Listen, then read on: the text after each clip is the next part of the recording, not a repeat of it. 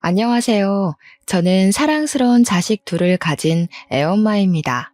지금부터 제가 쓰려는 사연은 이미 20년이나 된 낡은 이야기예요. 하지만 제 마음속에는 그날의 일이 언제나 어제 일처럼 생생하고 한 번씩 관련된 악몽도 꾸기 때문에 사연으로 소개해도 문제없겠다 싶어서 찾게 되었습니다. 가슴 메였던 일을 논리정연하게 이야기로 풀어내려고 하니까 쉽지 않은 것 같네요. 그날 일을 다시 회상하는 것도 제겐 또 한 번의 공포를 일으키는 짓이기도 하고요. TV나 인터넷 기사를 보면 요즘에 사람 같지 않은 사람들이 많잖아요. 시대를 불문하고 인격 상실한 사람들은 늘 우리 주변에 존재하는 것 같아요. 그런 사람들을 만나는 것도 내 재수가 없었던 탓인 거겠죠. 그런 부류들은 잠깐 마주해도 스트레스가 오는데 한 식구였다면 얼마나 피가 말랐겠습니까? 제가 바로 그런 식구들 때문에 제2의 인생을 제대로 시작해보지도 못하고 비탈길로 들어선 사람입니다. 아직도 그날만 생각하면 피가 거꾸로 솟아서 자다가도 심장이 벌렁거려요. 하지만 그럼에도 제 곁을 지켜주는 사랑스러운 내 새끼들이 있기 때문에 무사히 극복하고 이렇게 글을 쓸 용기도 얻지 않았나 싶습니다. 저에게 예쁜 자식이 둘이나 있다고 했잖아요. 제 자식들은 서로 2살 차이가 납니다. 그런데 저희 아이들은 평범한 집안과는 조금 다른 사정을 갖고 있어요. 첫째는 제 친자식이 맞지만 둘째는 입양아라는 겁니다. 그렇다 하더라도 저는 단 한 번도 둘에게 차별적인 마음을 베푼 적 없었어요. 똑같이 사랑하고 아끼는 엄마의 마음으로 키웠습니다. 제가 둘째를 입양할 수밖에 없었던 이유는 난임 때문이었어요. 남편을 만나 결혼을 할 때까지만 해도 저는 제가 난임인 줄 모르고 살았습니다. 저는 지방 사람이었는데 서울에서 일을 하다가 남편을 만나 결혼하게 된 경우였어요. 결혼을 하고 나서부터 친정은 더더 볼 수 없는 지경에 이르렀는데 이건 뭐 제 시대 때의 며느리들은 거의 결혼하고 친정과 발길이 끊어지는 터라 서러운 축에 못 끼는 부분이었습니다. 가장 문제가 되었던 건 제 난임이었어요. 저는 결혼 4년 차가 되어도 아이가 생기지 않았는데 그 4년간 시댁에서 눈총을 참 많이 받았습니다. 옆에서 가만히 지켜보니까 시모한테서 약간 따라쟁이의 기질이 느껴지더군요. 시모에게는 고등학교 동창인 친구들이 몇 명 있습니다. 그 모임을 주기적으로 가져서 나이가 든 지금에도 여전히 친구들을 만나고 있다고 했어요. 그 점은 부러울만 했지만 그 모임이 오히려 시모를 망친다는 생각이 들었어요. 시모는 친구들이 하는 건 자기도 해야만 한다는 이상한 사상을 갖고 있더군요. 친구들이 결혼을 하면 자신도 결혼을 해야 하고 친구들이 해외여행을 가서 자랑을 하면 자기도 한 번은 다녀와야 하는 등 친구들로부터 도태되는 걸 싫어했습니다. 그것이 제게도 불똥이 튈 수밖에 없었던 건 시모 친구들에게 전부 손주가 있다는 사실 때문이었어요. 친구들 모두 아들이 있고 장가를 갔는데 예쁜 손주들을 다 안고 있더라고요. 저 때문에 쪽팔려서 모임도 못 나가겠다는 시모의 말은 저까지도 스트레스가 극에 달하도록 했어요.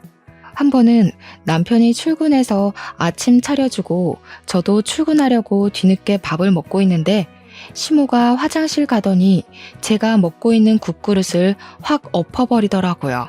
차려입은 출근복이 소고기국에 젖어 벌떡 자리에서 일어났더니 시모가 뭐라는 줄 아십니까? 목구멍으로 밥이 넘어가냐? 남들은 이맘때쯤 되면 애 밥 먹이느라 바쁠 텐데 너는 어쩜 네 목에 기름칠하기만 바쁘니? 도대체 너는 언제 아이를 볼 거야? 어머님, 그렇다고 먹고 있는 사람 밥그릇을 엎으면 어떡해요? 저도 아이 갖고 싶죠. 안 되는 걸 더 이상 어떡하라는 건데요? 시모는 저더러 다음날 무조건 연차 내라고 산부인과라도 가봐야지 이대로는 자기가 속병 나서 죽고 못 살겠다고 했습니다. 저 또한 시모의 자질구레한 간섭과 지적질이 너무 스트레스라서 산부인과를 가보는 게 좋겠다고 생각했어요. 그래서 시모랑 저는 산부인과를 동행하게 되었고 그날 제가 난임이라는 사실을 처음 알게 되었습니다. 시모는 원래부터 제게 살가운 사람은 아니었는데 그나마 제가 대기업 다니는 커리어우먼이라 크게 무시는 안 했었거든요. 그런데 제가 난임 판정을 받고부터는 아예 저를 찬밥 취급하기 시작했어요. 어떻게 자기 집안에 난임 며느리가 들어올 수 있냐면서 자기 팔자가 이 정도로 기구했던 적은 없는데 나 때문에 자기 앞길 막혔다고 저를 그렇게 원망했습니다.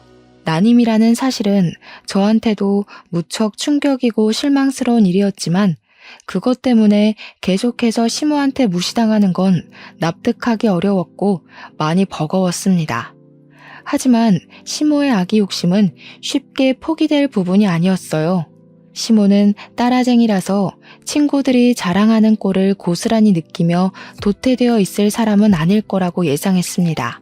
그래서 제게 당장 시험관 시도를 해볼 것을 강요했어요. 남편도 저도 아기를 원했기 때문에 그 제안이 그리 거북스럽지는 않았습니다. 다만 시모의 아집이 너무 강해서 혀를 내둘렀을 뿐이죠. 시모는 빚을 내서라도 손자를 얻기 위해 시험관을 시켰습니다. 그렇게 고생해서 귀하게 얻은 아이가 바로 제 첫째 딸입니다. 난임이라는 소식에 제 인생에서 없을 줄 알았던 소중한 생명을 얻게 되어 제가 얼마나 기뻤는지 모릅니다. 기뻐서 눈물을 흘린다는 걸 그날 처음 겪어봤어요. 저도 남편도 모두 행복해했는데 정작 임신에 목말라 있던 시모만은 표정이 어두웠습니다. 알고 보니 제 자식이 딸이라는 것에 또 불만을 가진 상황이더라고요. 시모 친구들은 전부 손자를 얻었대요. 이제 막 태어난 아이 앞에서 산후조리하고 있는 제 앞에서 굳이 아기 성별을 논해야 할 일일까요? 시댁에 힘써주는 덕분에 시험관에 성공하여 딸을 얻게 되었음에도 그 감사함이 길게 가지 못했습니다. 모든 삶이 순조로워질 거라고만 생각했는데 또다시 시모의 아집 때문에 스트레스가 차고 올랐어요. 겨우 하나 있는 내 아들 어렵게 장가 보냈더니 며느리라는 애가 어쩜 이렇게 제 할 일을 못한다니? 빚내서 돈 들여놨더니 계집애를 낳아? 말씀이 심하시네요. 어머님 손녀잖아요. 계집애가 뭐예요? 어머님 원대로 손주 낳았으니까 더 이상 쓸데없는 고집 그만 부리셨으면 해요. 그날 이후로 시모는 손녀에게 한 번도 따뜻한 시선 한 번 보내준 적 없는 사람이었어요. 저는 화장실을 가더라도 아이를 안고 가야 했습니다. 아이가 잘못 뒤집어지거나 잠시 한눈판 사이 이부자리에서 벗어나기라도 하면 돌봐줄 사람이 없었거든요. 시모는 제 딸이 코앞에서 울고 있어도 보듬어 주기는커녕 거들떠도 안 봤어요. 그런 사람을 어떻게 믿고 제가 아이를 내버려 두고 다니겠습니까? 제 허리가 부서지는 한이 있더라도 저는 집에서 아이를 안고 업고 다녔어요. 그 탓에 제 몸이 제대로 회복을 하지 못해서 다 늙은 나이에 골병 드는데 큰 몫을 했을 겁니다. 얄미운 시모는 그런 와중에도 손자에 대한 선망을 놓지 못했어요. 손녀는 안중에도 없고 그저 제 몸이 얼른 회복되도록 병원을 그렇게 질질 끌고 다니면서 약 타주고 침 놔주고 물리치료를 시켰습니다. 그러면서 한 7개월을 보냈어요. 어느 날 시모가 황당한 얘기를 꺼내더라고요. 저더러 둘째를 계획하자며 또 시험관 얘기를 꺼냈습니다. 그 소리를 듣는데 시모가 저를 사람이 아닌 애 낳는 기계로 보는 건가 싶은 생각도 들었어요. 어머님, 지원이도 어렵게 얻은 거 아시잖아요. 지원이 안기까지 우리 식구 다 얼마나 힘들었어요. 남편도 아이는 하나면 충분하다 했으니까 그냥 외동으로 잘 키울게요. 네 생각만 하니? 집에 아들씨 하나 없어서 어디다 쓴다고? 나는 무조건 손자를 봐야겠다. 요즘 손자 없는 할미들 보기도 힘들더라. 내가 너한테 내 귀한 외동아들 줬으면 너도 그에 맞는 답례를 해야 될 거 아니냐? 먹고 땡 하려고 그랬니? 손자 없는 할미들이 보기 힘든 게 아니라 지금 어머님 친구분들이 다 손자 얻으셔서 저한테 강요하시는 거잖아요. 저 그 시술 더는 못해요. 몸 회복도 안 됐고 더 이상은 힘들어요. 참나, 그래. 내 친구들은 며느리들이 다 아기집이 좋아서 손자 순풍순풍 낳았다더라. 그걸 잘 알면 너도 좀 한 번에 아들을 낳지 그랬어. 젊은 애가 영 쓸모가 없네 없어. 어찌 된 게 대기업 다니는 것 말고는 말짱 꽝이야. 시모의 칭얼거림을 들을 때마다 정말 기운이 빠지고 한숨밖에 안 나왔습니다. 시모는 사실 기러기 시부를 두고 있어요. 시부는 당시 일본에서 일을 하고 있었고 돈만 시모에게 붙여주면서 살아왔다고 하더라고요. 남편이 정말 어린 6, 7살 때부터 시부가 기러기를 했다고 해서 남편도 시부 얼굴을 잘 모른대요. 저 또한 시부를 결혼식 때만 보고는 그 뒤로 뵌 적이 없었습니다. 시모는 시부가 주는 돈으로 하나 있는 남편에게 아낌없이 지원을 많이 해주면서 키웠다고도 했는데요. 그래서 남편에겐 취미랑 자격증이 좀 많았어요. 대기업 취업하는데도 전혀 무리가 없었다고 했고요. 반면에 시모는 일을 전혀 안 하는 사람이었다고 해요. 매주 친구들을 만나러 외출을 했는데 그 동창 친구들이 좀 잘 사는 것 같더라고요. 그래서 시모가 시부한테서 받는 돈에도 적다면서 많이 불평하는 걸 들었습니다. 자기도 이것저것 치장을 해야 하는데 재력이 그만큼 안 받쳐주니까 철없는 투정을 많이 부리더라고요. 어쨌든 그렇다고 제가 시모 뜻대로 아들 하나를 더 낳을 수도 있는 여력도 안 되잖아요. 저도 둘째, 셋째까지 낳을 수 있다면 좋겠죠. 그런데 제 몸이 그게 안 된다고 하잖아요. 그래서 시모 뜻을 완강하게 거절할 수밖에 없었습니다. 원래는 제가 웬만하면 시모한테 고분고분 맞춰줬어요. 하지만 아이 문제 때문에 제대로 틀어지기 시작하면서 시모랑도 부딪히는 날이 늘어갔던 겁니다. 제가 둘째를 갖지 않겠다고 강력하게 선언을 했더니 역시나 시모가 화가 끝까지 나서는 저한테 토라지고 말았어요. 그래도 어쩔 수가 없지 않습니까? 제가 뭐 천하무적도 아니잖아요. 진짜 끈질기게도 시모는 여전히 손자 욕심을 버리지 못했습니다. 제 주변을 맴돌며 계속 투덜거렸어요. 아들 안 낳을 거면 대기업 며느리 필요 없다든지 세상에 아들 하나 없는 집이 어딨냐라든지 아들 욕심이 절에 없어서 어디 엄마 자격이나 있겠냐. 너 때문에 내 아들까지 앞길이 캄캄하다 등등 엄청 징징거리고 툴툴댔습니다. 시모가 저를 진작에 자기 아들과 이혼시키지 않았던 건 딱 한 가지 이유 때문이었어요. 제가 남편과 같은 대기업 사람인데 듣자 하니 시모 친구들 며느리 중에서 제가 가장 학력이 높은 것 같더라고요. 제 결혼식 날 시모 친구들이 저랑 시모 앞에서 대기업 며느리 생겨서 시모는 참 부럽겠다며 유난을 떨었었거든요. 그때 시모 어깨가 하늘로 치솟았는데 시모가 처음이자 마지막으로 제게 우리 아가라고 불러줬던 것 같아요. 어쨌든 시모가 제 속을 뒤집어 놓고자 일부러 저를 따라다니며 염장 지르는 걸 알기 때문에 저는 그냥 시모의 잔소리를 한 귀로 듣고 한 귀로 흘려버렸어요. 그나마 고마웠던 건 남편한테 시모의 이런 고집을 얘기하면 남편이 저랑 같이 시모 욕을 해준다는 것에서 위안을 많이 얻었습니다. 남편의 존재는 저를 시댁에서 버틸 수 있게 하는 이유가 되는 사람이었어요. 한 번은 시모가 제게 또 손자 가지고 툴툴거릴 때가 있었는데 그걸 남편이 본 적 있었거든요. 남편이 바로 직접 나서서 시모의 잔소리를 막아주더라고요. 제발 좀 적당히 해. 사람 몸이 천근만근인 줄도 모르고 왜 이렇게 철없는 소리를 하는 거야? 내 와이프가 엄마 요구 들어주는 기계야? 자꾸 이런 식이면 우리 분가해버릴 거야. 고집불통 시모도 자기 아들이 혼쭐 내는 것에는 별말을 못하더군요. 그 뒤로 시모는 혼자서 꽁한 채 한동안 잠잠하게 지냈습니다. 덕분에 저도 마음 편히 딸을 키울 수 있었어요. 그렇게 한 2년 정도 태풍의 눈 안에서 푹 마음을 놓았을까. 그동안 조용했던 일상에 대해 보복이라도 하는 건지 모르겠지만 시모가 아주 큰일을 터뜨리고 말았어요. 지금 생각해도 이 부분은 대형 사고네요. 그날은 여느 때처럼 딸을 재우고 남편 아침을 챙겨준 뒤 남편을 보낸 날이었습니다. 아침부터 어딜 간 건지 생전 안 하던 일은 외출한 시모가 점심쯤 귀가를 했는데요. 저는 시모를 보자마자 어디 다녀오냐고 묻지도 못하고 그 자리에서 굳어버릴 수밖에 없었어요. 시모가 웬 의문의 아기를 하나 안아들고 있더라고요. 갓난 아기였고 포대에 감싸져 있는 아들이었습니다. 이제부터 우리 집 손자 될 아이다. 앞으로 너도 아들이라고 생각하고 잘해라. 아직 태어난 지 2달밖에 안 돼서 우리 식구로 들이기 딱 좋을 때야.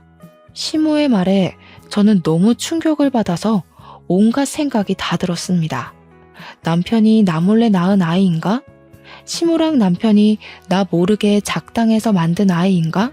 이거 남편 불륜인가?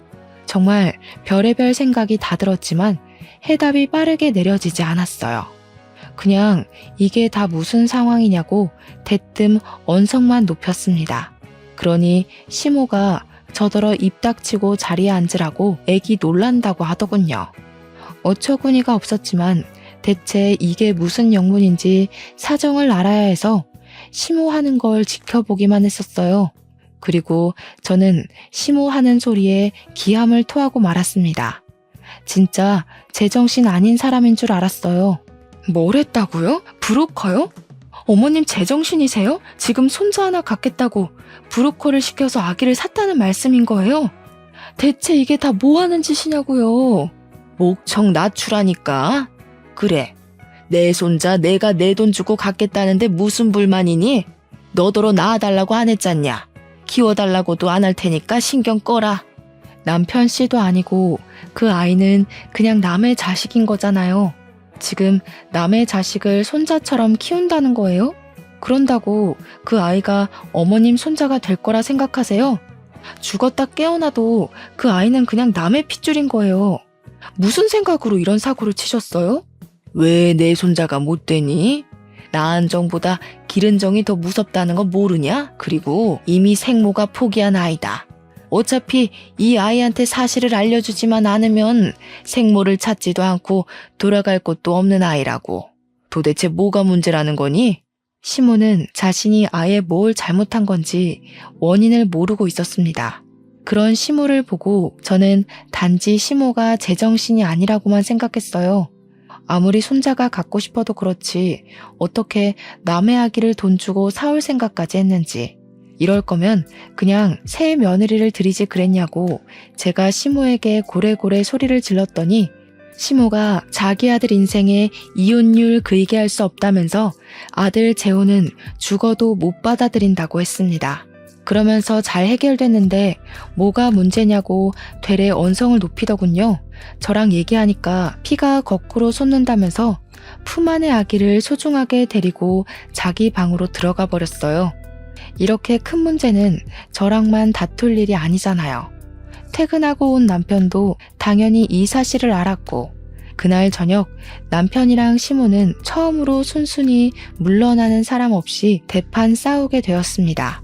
싸우는 대화 내용을 듣자 하니 시모는 브로커에게서 300만 원을 주고 그 아기를 사온 거더라고요. 20대 초반 미혼모 여자의 아기라는데 남편은 시모의 입장을 다 듣기도 전에 화가 나서 당장 그 브로커 명함 내놓으라고 시모에게 난동을 부렸습니다.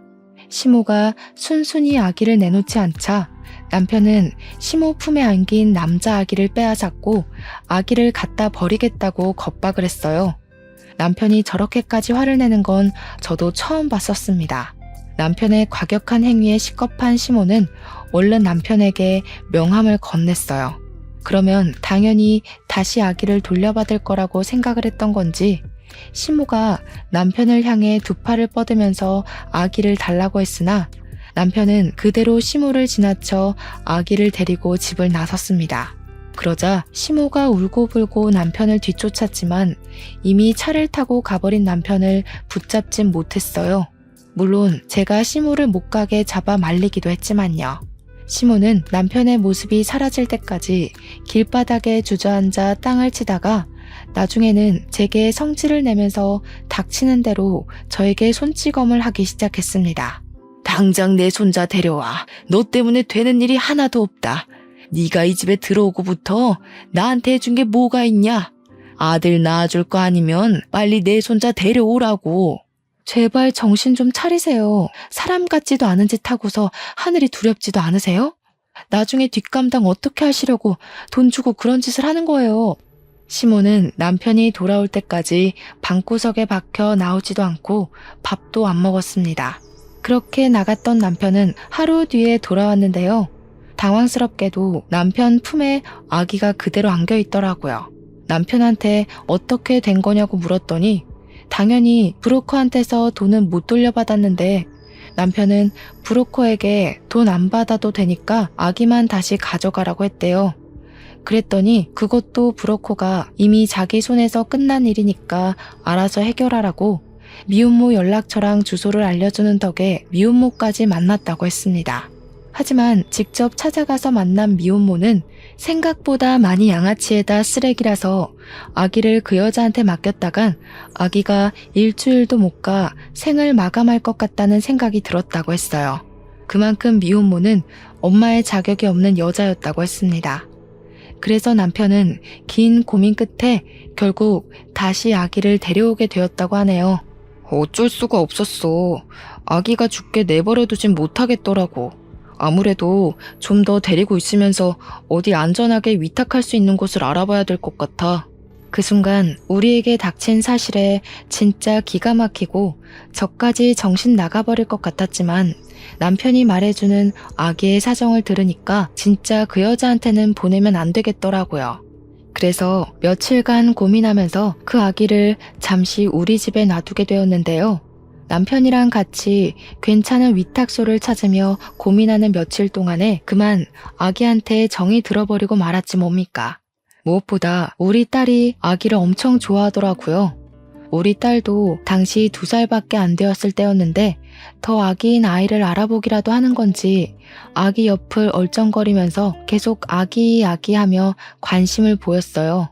신기하게도 자기 인형까지 그 아기한테 다 양보하고 누나다운 모습을 계속 보여주더라고요.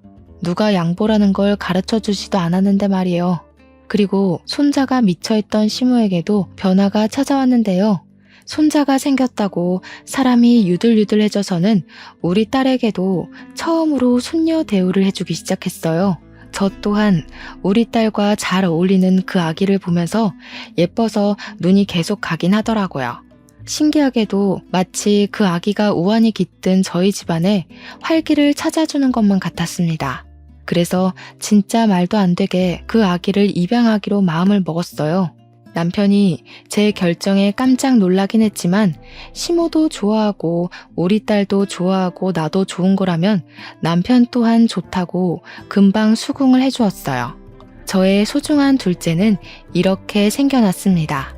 정말 말도 안 되는 일 때문에 제게 아들 녀석이 생겨났지만 이렇게 일이 마무리되었다면 제 이야기가 조금은 덜 서러웠을지도 몰라요. 아이 문제가 해결이 되자 제게 또 다른 골칫거리가 찾아왔는데요. 제 최악의 에피소드는 이때부터가 진짜였습니다. 남편이 어느 순간부터 야식과 회식 자리가 많아져서 새벽에 귀가하는 일이 늘어갔어요. 술에 찌들어서 제정신일 때를 거의 볼 수가 없었을 정도로 빈번했습니다. 그런데 저는 정말 순진하게도 이 모든 변화가 남편 말 그대로 회식이랑 야근이 많아서인 줄 알았어요. 또 제 남편은 제게 한없이 착하고 내 편이던 사람이었기 때문에 남편에게 수상쩍은 문제가 있을 거라곤 생각 자체를 못했었어요. 남편의 문제를 눈치챘던 건 우리 아들이 처음으로 심하게 아팠을 때였습니다. 아들이 계속 토하고 몸에 열이 나길래 병원을 가야 했는데 마침 남편 퇴근 시간이랑 맞물리더라고요. 그래서 남편 차를 타면 좋겠다 싶어 전화를 했더니 아무리 해도 안 받는 겁니다. 더는 지체할 수 없어서 할 수 없이 저는 시모한테 딸을 부탁하고서 아들 안고 혼자 응급실에 연락해 집을 나섰습니다. 택시 타고 급하게 가까운 대학병원을 먼저 찾았고 아들은 장염 판정을 받았어요. 다행히 아들은 링거 한 대 맞으면서 급한 불을 끌 수 있었고 뒤늦게 잠에 푹 들었습니다. 혼자 고군분투를 했더니 힘이 쭉 빠지더라고요. 아들 손을 조물락거리면서 침대에 머리를 기대고 있었는데 그 순간 잊고 있던 남편에게서 전화가 왔었습니다. 받자마자 왜 이렇게 연락이 안 됐냐고 나 혼자 애 아파서 무서웠다고 하소연을 하려고 했는데 수화기 너머에서 건너오는 목소리는 정작 낯선 여자의 것이었습니다. 안녕하세요, 사모님. 오빠가 오늘은 좀 거하게 마셔서요. 곧 보낼게요. 참, 우리 아들은 잘 크고 있죠? 좋은 엄마 만나서 잘 크겠지 뭐. 이렇게 말하면 제가 누군지 아실까요? 그 순간 저는 잠들어 있는 아들 얼굴을 한번 쳐다봤고 낯선 여자가 바로 이 아이의 엄마라는 사실을 눈치챘습니다. 소름이 쫙 끼침과 동시에 머릿속으로 수만 가지의 물음표가 생겼어요. 그중 이 미혼모가 왜 내 남편이랑 같이 있는지가 가장 의문이었습니다. 그러나 제가 문제로 걸고 넘어지기도 전에 전화가 끊어져 버렸고 제가 전화를 다시 걸어도 더 이상 그 여자 목소리는 들을 수가 없었어요. 결국 저는 다음날 아들을 데리고 다시 집으로 가서 출근하려는 남편에게 따질 수밖에 없었습니다. 당신 뭐야? 그때 그 미혼모랑 여태 만나고 있었던 거야? 왜? 뭐 때문에? 어째서? 나한테 그런 약속에 대해 한마디도 설명한 적 없었잖아. 그 여자가 애 때문에 당신한테 뭐라 해? 이미 우리 아들로 입양까지 마쳤는데 법적 문제 없는 거 아니야? 대체 그 여자한테 무슨 볼일이 있어서 만나는데? 저는 남편한테 어제 통화한 녹음 내용까지 친히 들려주며 따졌습니다. 그러니 남편이 크게 당황하더라고요. 숙취 때문에 더 정신없어 보였어요. 그렇다고 제가 지금 남편의 불륜이 의심되는 상황에서 남편의 상태 따위 신경 써줄 겨를이 있었겠습니까?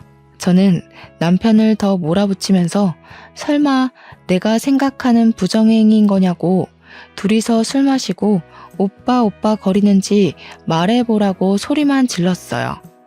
그걸 시모도 옆에서 같이 듣고 있었는데 시모 역시 적잖이 놀란 듯 했습니다.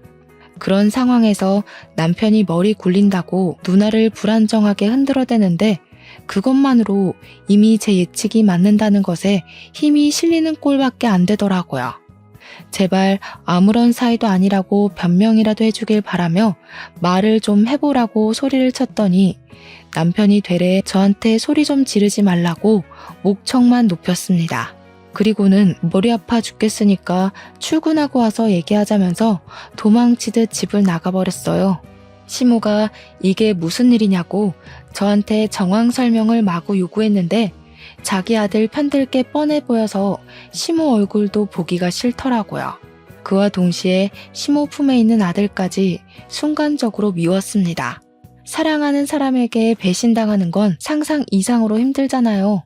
그래서 제게는 제 감정적 슬픔을 감당해줄 원망의 대상이 필요했던 것 같아요. 그게 바로 아들의 존재였어요. 이렇게 남편이 비뚤어진 걸 죄 없는 아들 탓으로 돌리면서 아들만 아니었다면 우리 가정에 불순물이 묻지 않았을 거라고 저 혼자 그렇게 위안 삼고 원망을 했었습니다. 그래서 저는 시모랑 아들을 완전히 외면하고서 방에 들어와 제 딸을 끌어안고 눈물을 흘렸어요. 그리곤 퇴근하고 온 남편에게 이혼을 통보받았습니다.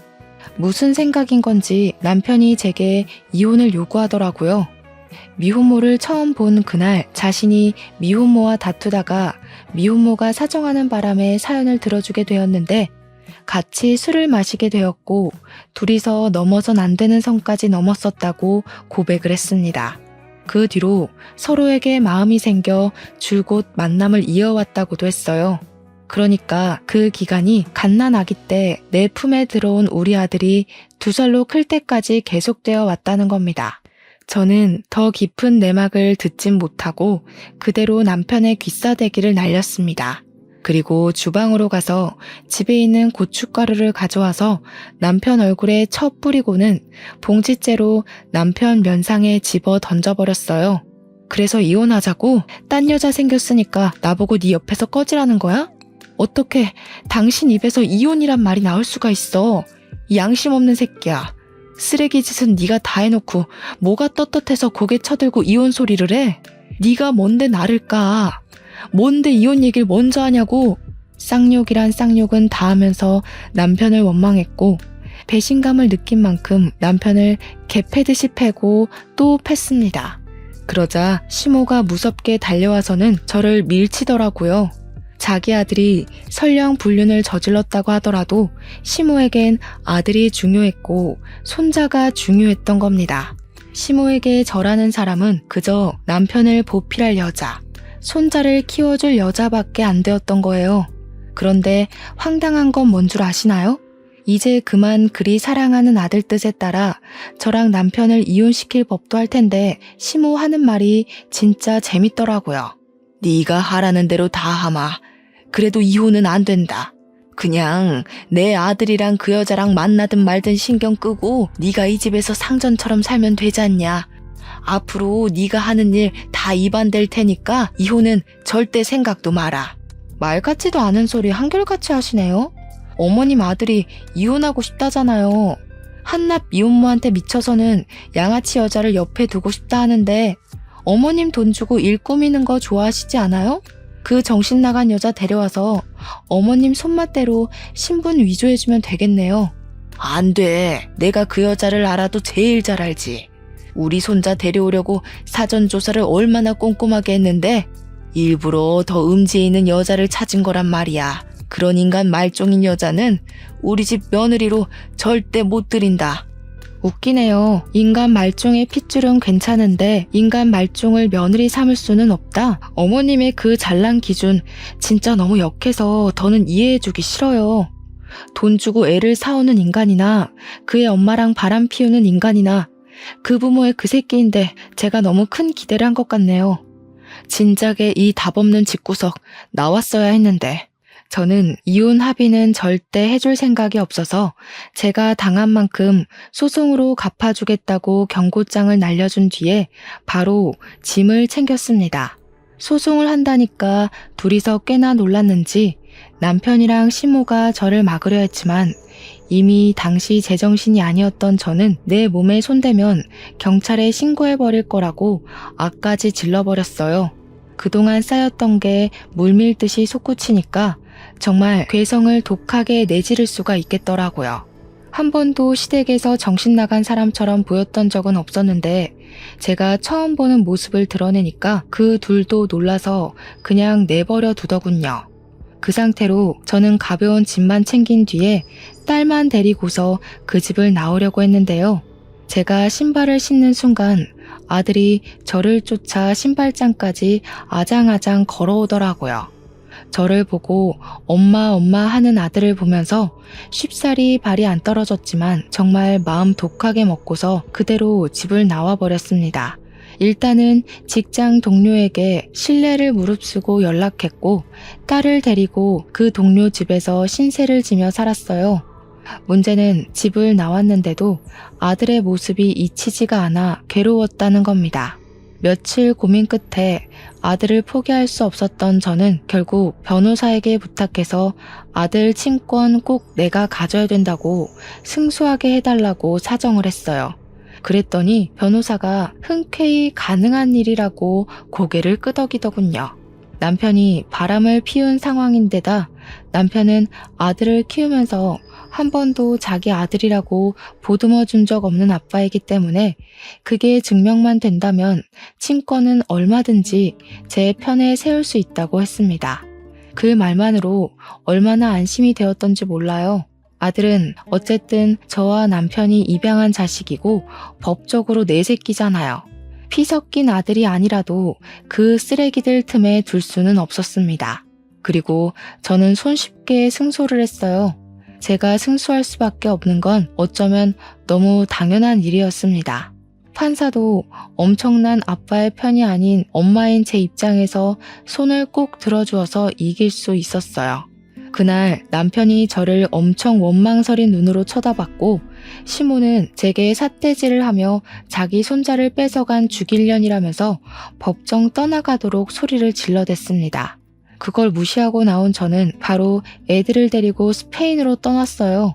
시모의 아집을 알기 때문에 분명 같은 한국 땅을 밟고 있다면 언젠가 제 아들 앞에 나타나서 꼭 더러운 꼴을 보이고 말 것 같았거든요. 전 남편과 시모가 제 앞을 막는 건 상관이 없지만 제 자식들 앞길에 오물오물 투척하는 건 절대 용납하고 싶지 않아서 내린 결정이기도 했어요. 그렇게 떠난 스페인에서 우리 아이들은 고맙게도 너무 건강하게 또 적응도 잘하며 컸습니다. 스페인에서 무탈하게 지냈다 보니 저희는 영주권까지 받을 수 있었어요. 저는 가정의 행복이란 걸 그곳에서 제대로 느꼈고 아이들과 함께 웃으면서 세월을 보냈더니 어느덧 20년이나 흐르게 되었습니다. 그리고 저희는 올 초에 한국으로 돌아오게 되었어요.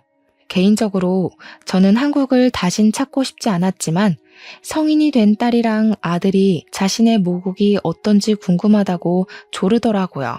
그래서 아이들을 생각해 결국 귀환을 결심했죠. 잊힌 줄 알았던 저의 과거의 기억은 한국을 들어오자마자 또 생생하게 제 가슴을 조여왔습니다. 서울 공기만 마셔도 과거의 스트레스들이 내 눈앞에 현존하고 있는 것처럼 모든 것이 필름처럼 떠올랐어요. 그렇다고 오랜만에 찾은 한국이 괴롭기만 한 건 또 아니더라고요. 저도 한국 사람이잖아요. 한편으론 저의 친정이 있기도 한 이곳이 반가운 것도 사실이었습니다. 저는 한국에 오자마자 못 본 새에 나이가 많이 든 친정 부모를 찾아뵈었고 우리 애들이 외조부를 휴대폰으로만 보다가 직접 보니 훨씬 더 좋아하며 살갑게 행동했습니다. 제 부모님이 웃고 제 자식들이 웃는데 그 모습을 지켜보던 그 순간에 그런 생각이 들더라고요. 뭐가 두려워서 그렇게 20년이나 도망쳐 있었을까 하는 생각도 말이죠. 딸이랑 아들은 예상외로 한국을 더 좋아했습니다. 한국말 하는 데는 서툴지 않았어요. 제가 한국말을 쓰면서 아이들에게 한국인이라는 걸 잊지 않도록 신경 썼거든요. 외국으로 도망쳤다고 한들 아마 저도 무의식적으로 언젠간 한국에 돌아와야지 라는 생각을 품고 있었던 것 같아요. 제 자식들은 스페인에서도 한국 대사관에서 일을 하는 외교관들이었습니다. 한국으로 돌아와서도 나란히 외교부로 취업이 되었기 때문에 불과 얼마 전 집을 구해야 해서 아들이랑 같이 차를 타고 부동산을 돌았던 적이 있었어요. 살다 그렇게 신기한 일은 또 처음이었습니다. 아들이랑 같이 여러 차례 부동산 매물을 고민하던 중 저희가 한 부동산에서 익숙한 매물을 소개받았어요.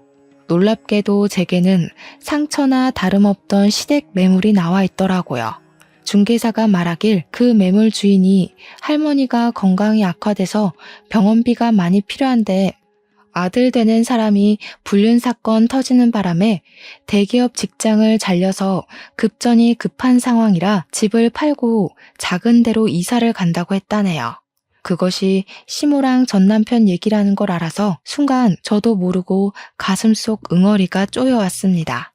화병이 도진 듯 열기가 올라서 가슴 중앙을 2번 쳤더니 아들이 걱정하면서 왜 그러냐고 묻더군요. 저는 그 부동산을 나와서 아들이 사주는 냉커피 한 잔을 마시며 어렵게 설명을 해줬는데요. 애들이 학교 다닐 나이에 제가 이미 제 사정과 애들의 아빠 사정, 그리고 입양 사정도 모두 얘기를 해줬었어요. 그때마다 제가 시모랑 전 남편 기억 때문에 한 번씩 한숨을 내뱉으면 착한 우리 애들은 그저 제 걱정과 자신들을 홀로 키워준 저에 대해 존경심밖에 없다고 위로해 주었고 저를 대신해서 늘 시모랑 전 남편에게 앙심을 품고 있었습니다. 그래서 그런지 시모랑 전 남편 얘기를 다시 꺼내도 아들은 그리 놀라지 않더라고요. 오히려 저를 그리 괴롭히고 자신을 2번 버려지게 했었다는 시모랑 전 남편 존재를 얼떨결에 찾았다 보니까 궁금해하기까지 했습니다. 그러면서 하는 말이 아들이 시모 집을 매매하자고 제안했어요. 놀라서 무슨 생각으로 그런 소리를 하냐고, 너한테 상처 준 사람들인데 왜 굳이 나서서 또 상처를 받으려고 하냐고 했더니 아들은 그 사람들한테 받은 상처가 얼마나 아팠는지 전혀 기억 안 나지만 해선 안 될 짓을 했다는 걸 알게 해주고 싶다고 했어요. 뿐만 아니라 제가 더 놀랐던 건 그 매물에 대한 숨겨진 복권이 따로 있었다는 겁니다. 그래서 얼떨결에 아들 주도하에 그 집을 매매하게 되었는데 그러기 위해서는 집주인을 만나야 했어요. 시모가 건강했다면 직접 왔겠지만 다 죽어간다고 했으니 대리인으로 부동산을 찾아온 전 남편을 마주하게 된 자리였습니다. 20년 만에 마주한 그는 한때 대기업에 다녀서 정장 슈트만 입던 꼴은 온데간데 없었고 어디 자파 상점이나 철물점을 운영하는 것처럼 꼬질꼬질하게 해진 옷을 입고 있었어요. 전 남편은 처음엔 굽신거리며 들어왔다가 저를 보자마자 놀랐는데요. 저를 단번에 알아본 듯 했습니다. 문제는 전 남편 눈빛이 제게 앙심이 상당해 보였다는 것이에요. 어디 가서 보기 좋게 굶어 죽은 줄 알았더니 멀쩡하게 살아있네? 남의 집 박살 내놓고 잘도 살았나 보다? 너 때문에 우리 엄마는 아직도 다 죽은 꼴을 하고 있는데. 전 남편이 제 분에 못 이겨 달려들었는데 그 앞을 아들이 막아주었어요. 아들은 그대로 전 남편을 내동댕이 쳐버렸습니다. 바닥을 구른 전 남편은 그제야 아들의 존재를 쳐다보면서 인상을 팍 찡그렸어요. 제가 젊은 남자랑 바람이라도 난 줄 아나 보더라고요. 뭐 눈엔 뭐만 보인다더니 내가 넌 줄 알아? 이러니까 너 같은 건 친권 자격이 없다는 거야. 누가 누구더러 집을 박살냈대? 아직도 모르겠어? 너네 집이 망가진 거 네 탓이잖아. 네가 딴 년한테 정신 팔려서 가족이고 뭐고 버려서 이 꼴 난 거 몰랐니? 제가 친권을 논하니까 전 남편이 대강 눈치를 챘는지 아들을 다시 보곤 말을 잇더라고요. 곧 자리에서 일어나 아들의 손을 잡으면서 입을 해벌쭉 벌렸습니다. 얘가 그 아기라고? 네가 진짜 윤의 아들이니? 아이고야, 내가 네 아빠야. 나랑 네 할미가 널 데려왔다고. 얼굴 좋은 것 보니까 어디 좋은 데서 일하나 보구나. 네 머리가 이 아빠를 닮아서 그래. 이제라도 집으로 돌아와라. 아빠한테 오기만 하면 친엄마도 찾아줄게. 네 친엄마가 자꾸 도망다녀서 나도 요즘 정신이 없다. 아들 찾았다고 하면 분명 나타날 거야. 윤혜는 아무래도 미혼모의 이름인 듯 했습니다. 아들은 그걸 듣고 되레 표정을 더 차갑게 굳혔어요. 그러고는 바로 전 남편의 손길을 뿌리치더니 그대로 주먹을 써버린 거 아니겠습니까? 아예 아빠라고 생각도 안 하는 태도였고 지칭도 아저씨라고 하면서 과감하게 전 남편을 후려치더라고요. 아저씨 면상 한번 보고 싶었는데 내가 쓰레기라고 생각한 사람 입에서 아들 소리 들으니까 기분 더럽네요. 누가 아빠고 누가 엄만데요? 내 부모는 내가 정해요. 생모는 내가 버렸는데 아저씨는 뭐예요? 애초에 나랑 피는 섞였어요? 그냥 나 주워다 준 브로커랑 다른 게 없어 보이는데요? 뭐? 너 이 자식, 내가 너 분유값 대주고 병원비 대주고 다 했어. 이게 애비 은혜도 모르고 뭐 아저씨? 말버릇이 그게 뭐냐? 자꾸 애비 거리지 마세요. 차라리 얼굴 모르는 생부 존재가 나을 지경이에요. 저랑 엄마는 여기 매매자 입장으로 온 거거든요. 이 정도 질척됐으면 그만하시고 도장이나 찍으시죠. 아저씨 엄마 죽어간다면서요. 돈 급하지 않으세요? 전 남편은 아들이 건방지다며 아들의 멱살을 잡으려 했지만 다 늙은 아저씨가 혈기왕성 청년의 힘을 이기는 건 불가능하지 않습니까? 전 남편은 그대로 아들의 주먹을 한 대 더 맞았을 뿐이었어요. 전 남편은 아들에게 말로 터지고 손으로도 쥐어 터진 후에야 부동산에 온 목적을 실행했습니다. 계약서에 도장부터 찍었어요. 그러더니 아들은 현금으로 비용 지불하겠다며 찾아온 현찰 봉투를 들고서 전 남편 머리 위로 툭 던졌습니다. 우리 엄마는 제 옆을 내내 지켜준 이분뿐이에요. 아저씨가 나중이라도 우리 엄마 발목 잡으러 나타날까봐 일부러 한 번쯤 경고하려고 만나준 거니까 이젠 다시 마주치는 일 없을 거예요. 그리고 웬만하면 바빠도 뉴스는 좀 보세요. 멍청하니까 이렇게 제 복도 발로 뻥 차버리지. 전 남편이 아들의 말을 이해하지 못해서 아들을 째려보고만 있었는데요. 아들이 하는 말뜻은 아까 제가 말씀드렸던 매물 복권이라는 사실을 뜻하는 거였어요. 사실 시댁 매물이 있는 동네가 며칠 전 재개발 확정이 되면서 땅값이 폭등해 뉴스에 난 적이 있었거든요. 전 남편이 몇 개월만 더 버텼다면 몇 배의 보상금을 받고 정말 좋은 아파트로 이사 갈 수 있었을 텐데 아들 말대로 전 남편이 제 발로 복을 냅다 차버린 셈인 겁니다. 아마 하늘에서 더 어렵게 살 팔자여야 된다고 벌을 내린 게 아닌가 싶어요. 그 뒤로 저는 완전히 제 가슴속 응어리를 비워낸 것처럼 시원함을 느끼며 살고 있습니다. 더 이상 전 남편과 시모가 제 가정에 허튼 짓이라도 할까봐 전전긍긍할 필요도 없고 자녀들한테 복의 겨울만큼 효도까지 받고 있으니 이보다 더 좋은 세상이 있을까 하며 지내고 있어요. 제 속의 한은 20년이나 걸려서 완벽하게 해소가 되었지만 그래도 이 긴 세월 동안 느낀 것이 있다면 절대 나쁘게 살면 안 되겠다는 마음이었어요. 마치 하늘에서 다 지켜보고 나쁜 짓 한 사람들의 결말은 처참할 수밖에 없다는 걸 알려주는 것 같았거든요. 20년이나 지난 세월에서도 가혹하게 무너질 게 남았다는 걸 누가 알았겠습니까? 아무튼 저는 더 행복한 시간을 보내고 있습니다. 애들 덕분에 일도 안 하고 있고 친정 부모님과도 해외여행도 계획했어요. 친정 부모님이 제가 살았던 제2의 고향 스페인이 궁금하다고 하셔서 손자 손녀를 가이드 삼아 보고 싶다고 하시더라고요. 앞으로도 저희는 오늘처럼 즐겁고 편하게만 사는 게 목표입니다. 저희뿐만 아니라 모든 분들이 웃는 날이 많았으면 좋겠네요. 얘기가 너무 복잡하고 길었습니다. 이만 마무리 짓도록 할게요. 읽어주셔서 감사드려요.